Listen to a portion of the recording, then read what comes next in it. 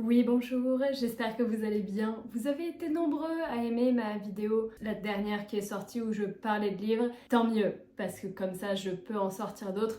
Très honnêtement, c'était prévu quand même. Mais voici donc une vidéo sur tout ce que j'ai lu. Alors j'ai mis en avril, mais en fait depuis le début de l'année, parce que en fait depuis avril, j'ai lu... Avant avril, j'avais lu un seul livre, ok? J'ai essayé d'en lire d'autres, je vais aussi parler de ceux-là que j'ai pas terminé, parce que c'est rigolo d'essayer de lire un truc et au bout de genre quelques heures être en mode mais qu'est-ce que je suis en train de faire? Ne lisez pas ça. Enfin, ça dépend pour plusieurs raisons. Donc je vais parler de cela aussi. Nous avons donc ceci en sachant que j'ai désormais un Kindle depuis Noël. Ma très chère maman qui m'a offert un Kindle à Noël. Et donc j'en ai lu beaucoup sur le Kindle.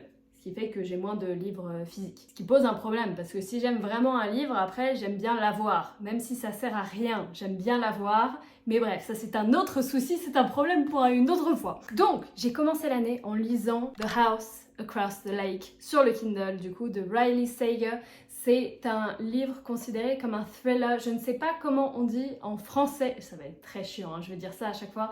Mais c'est des livres un petit peu qui font peur, mais qui sont pas des livres d'horreur, si vous voyez ce que je veux dire. Et cet auteur est très connu dans le genre. C'est quelqu'un qui s'en sort bien là-dedans. Donc je voulais essayer. J'ai lu son dernier livre, qui était sorti il y a pas longtemps. C'était donc celui-ci. Ça parle donc d'une maison en face d'un lac. C'est une dame qui réemménage dans sa maison qui était au milieu de nulle part, dans une forêt, les vibes sont magnifiques et en fait elle a très peu de voisins et particulièrement un voisin en face du lac.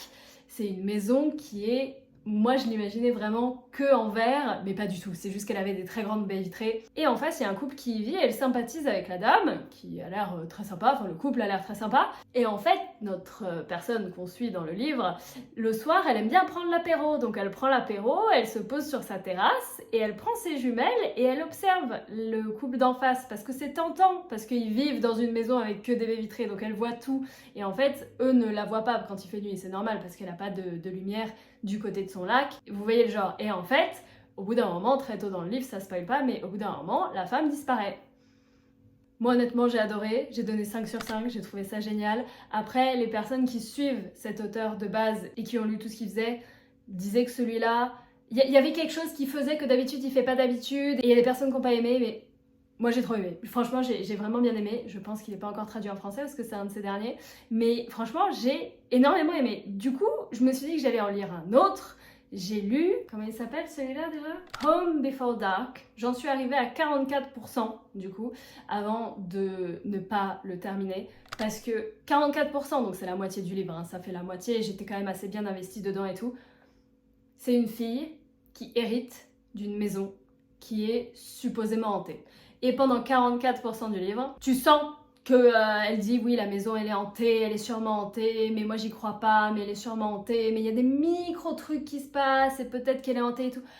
Bon, à un moment, faut arrêter de tourner autour du pot. Faites faire des choses exceptionnelles parce que moi, au bout d'un moment, c'était que des micro trucs et que ils se répétaient, ils se répétaient. Donc je l'ai pas terminé parce que l'autre était tellement bien, The House Across the Lake. Depuis le début, j'étais en mode il y a un truc qui cloche, c'est pas normal et tout. Et là, c'était lent à partir, donc je n'ai pas aimé, je l'ai pas terminé. Ensuite, un autre que je n'ai pas terminé, celui-là d'ailleurs, c'est vraiment un livre qu'on aime ou on n'aime pas, qui était vachement populaire sur TikTok, Magnolia Parks. Ce livre, en gros, c'est Gossip Girl en version giga toxique. Ça parle d'un couple, mais quand je vous dis un couple, mais c'est même pas un couple, ils sont pas ensemble, ils sont plus ensemble. Mais quand je vous dis que c'est toxique, mais c'est super toxique. Les deux ne sont pas ensemble. J'ai fait 56% de ce livre parce que je l'ai lu aussi sur le Kindle. Oh là là! Oui, je l'ai lu sur le Kindle alors que je l'avais déjà en version physique, mais c'est parce que j'étais pas chez moi. Mais soit on aime ce livre, soit on le déteste. Moi, très honnêtement, je n'ai vraiment pas beaucoup aimé. Et c'est juste, ils sont insupportables. Les deux, ils s'aiment, mais les deux font des actions, mais... Les deux sortent avec d'autres personnes, couchent avec d'autres personnes, font des trucs vraiment... Mais pourtant, ils sont meilleurs amis, ils dorment quand même dans le même lit tous les soirs et machin et tout. Mais c'est juste, c'est toxique, c'est pénible. J'ai trouvé ça pénible, mais il y a des gens en fait qui adorent cette série et qui ne jurent que par ça.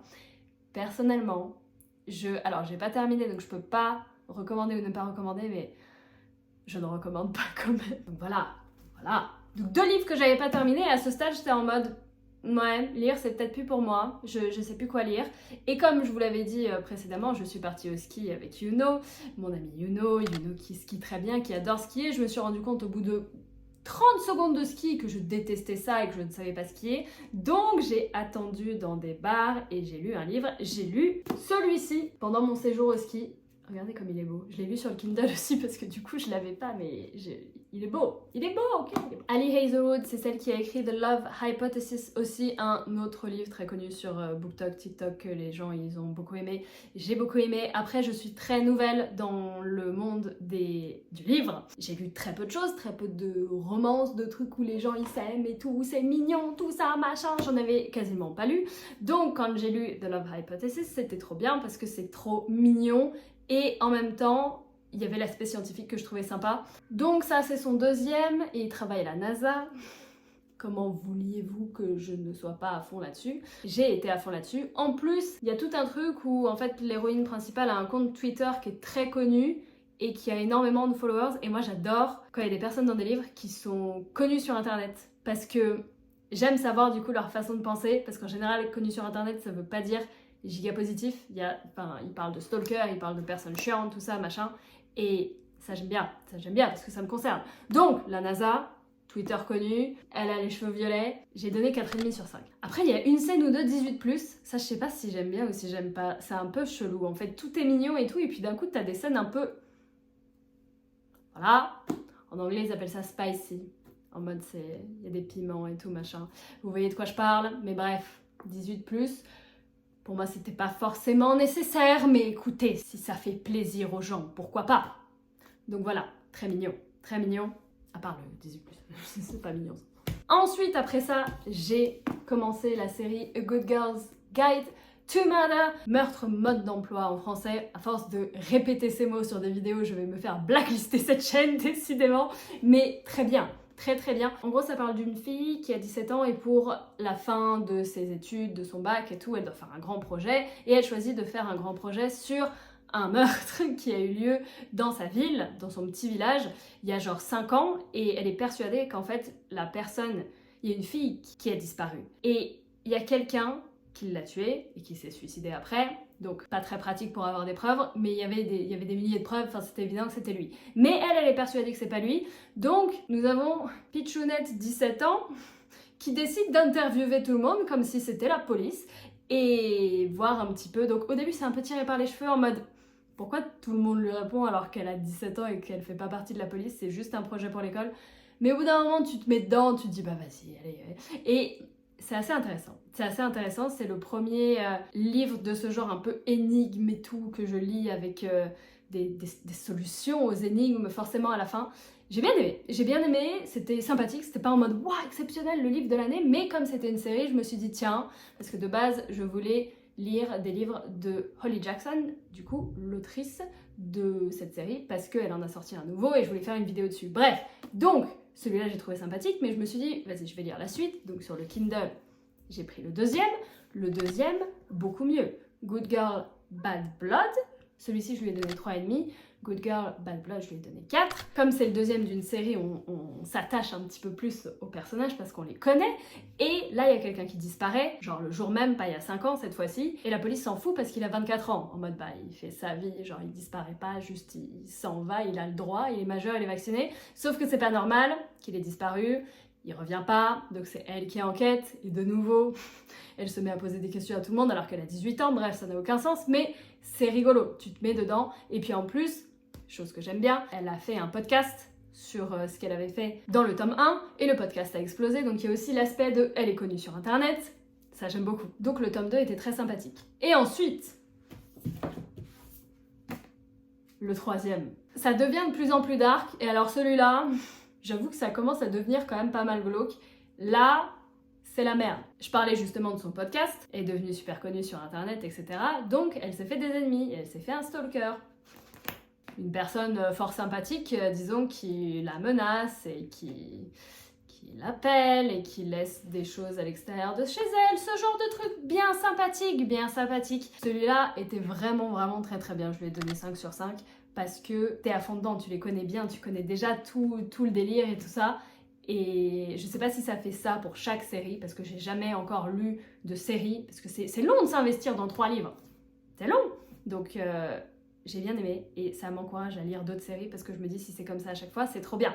Ensuite, c'était quand j'étais en train d'aller à Paris, j'ai lu The Silent Patient sur le Kindle évidemment, hein, exceptionnel ce Kindle. C'est un livre super connu. Ça parle d'une dame qui a été retrouvée à côté du corps de son mari, décédée par 6 balles dans la tête, il me semble, un truc du style, et toutes ses empreintes étaient sur le flingue. Enfin bref, c'était évident qu'elle l'avait tué, c'est absolument évident qu'elle l'a tué. Mais à partir de ce moment-là, elle n'a plus dit un mot et ça fait 6 ans qu'elle ne parle pas. Donc, comme elle n'a pas parlé, la police a dit que c'était elle qui avait tué son mari parce que c'était évident et qu'elle ne l'avouait pas, mais que même si elle l'a pas avoué, elle n'a pas dit le contraire. Donc, elle a été mise dans un asile. Et on suit un psychologue qui 6 ans plus tard se dit allez, moi je peux la faire parler, je peux le faire et tout, machin. Il est fasciné par elle et tout, machin, et il va essayer donc de découvrir son secret et de la faire parler. Il y a un plot twist inimaginable vers la fin, bien évidemment, c'est le délire de ce genre de livre. Moi, c'était le premier vraiment que je lisais en mode thriller psychologique, tout ça, machin, avec un énorme plot twist dedans. C'est le plus connu, donc je m'attendais que ce soit un truc exceptionnel. C'était très sympathique, hein, c'était très sympathique, mais c'était pas non plus le truc le plus fou que j'ai lu de ma vie ou quoi que ce soit. Ouais, mais c'était quand même très intéressant. C'était pas non plus le truc de ma vie, donc j'ai mis 3 sur 5. J'ai mis 3 sur 5. Je recommande quand même, mais pas autant que celui dont je vais vous parler après. Là, c'est le dernier que j'ai lu ce mois-ci. Je l'ai terminé hier. Je ne m'en remets pas. Je ne m'en remets pas. Ah, avant, j'ai essayé d'en lire un autre que je... Ça fait plusieurs fois que j'essaye de lire celui-là et j'ai officiellement arrêté. Ça fait 3 fois que j'essaye de le lire et que j'arrête au bout de 40 pages. Ça me déçoit d'arrêter, mais j'ai essayé de lire The Vacation de John Marks. John Marks, je pensais que ça allait devenir mon auteur préféré. Je pensais, parce que j'ai lu 2 livres de lui. J'ai lu The One et The Passengers. The One, je pense que c'est mon livre préféré. Jusqu'à maintenant, parce que j'en ai pas lu énormément, j'ai dû en lire une 40aine. Et il est incroyable, il est incroyable. En gros, il y a un site qui a trouvé un principe où t'envoies un bout de ton ADN et ils arrivent à te matcher avec la seule personne avec laquelle tu es compatible dans le monde. Et donc on suit 6 couples qui ont été formés grâce à ça et c'est juste incroyable. Toutes les 3 pages, il y a un plot twist, c'est incroyable, c'est incroyable. Et The Passengers, c'est un autre qui l'a fait où pareil, toutes les 3 pages, t'as un plot twist. Et j'aimais trop le principe et je me suis dit, bah trop bien, je vais lire tous ces trucs. Et celui-là, je sais pas, j'arrive pas à mettre dedans. J'arrive pas à mettre dedans. Je pense que c'est juste le début qui est lent. C'est possible, mais oui, je me suis dit bon vas-y, je vais essayer juste d'en sortir un autre et puis tant pis, on verra bien. Mais voilà, j'ai pas réussi. Donc, j'ai lu The Housemaid de Frida McLaren. C'est une voiture ça non Marie? Bref, ça fait partie des livres dont j'ai entendu beaucoup trop parler sur TikTok bien évidemment. Et tout le monde disait que c'était incroyable, c'était genre tu commençais à le lire, t'arrêtais pas, tellement c'était...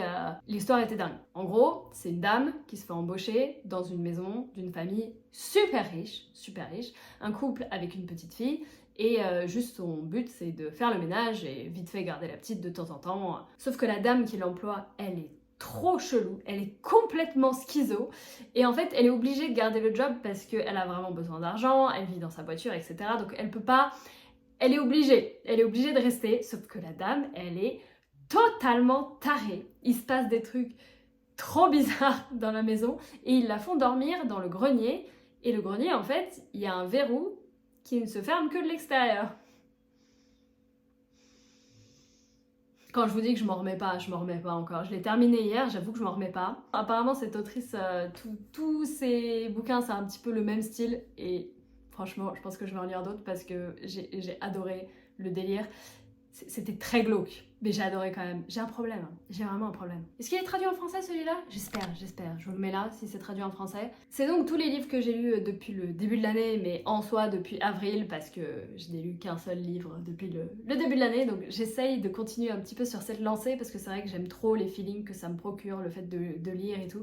Et j'adore faire des vidéos là-dessus. Donc, si je peux lier l'utile à l'agréable, faire des vidéos de livres et à la fin avoir plein de livres à vous présenter à la fin du mois, ça lie l'utile à l'agréable, ce serait parfait, n'est-ce pas? Merci d'avoir regardé cette vidéo, j'espère que ça vous a plu. Moi je vous dis à très bientôt en tout cas sur cette nouvelle chaîne. En attendant, portez-vous bien et voilà.